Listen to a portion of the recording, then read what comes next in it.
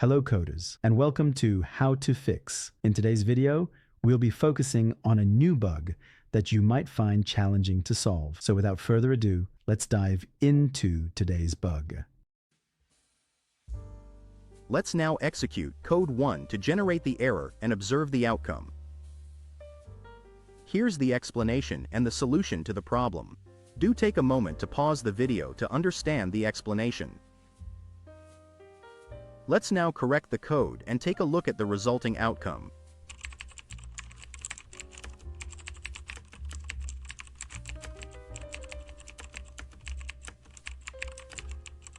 And voila! The code is working as it should and our output is spot on. The error has disappeared.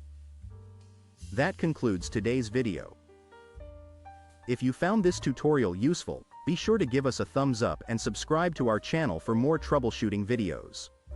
Remember, stay inquisitive, keep learning, and happy debugging, folks.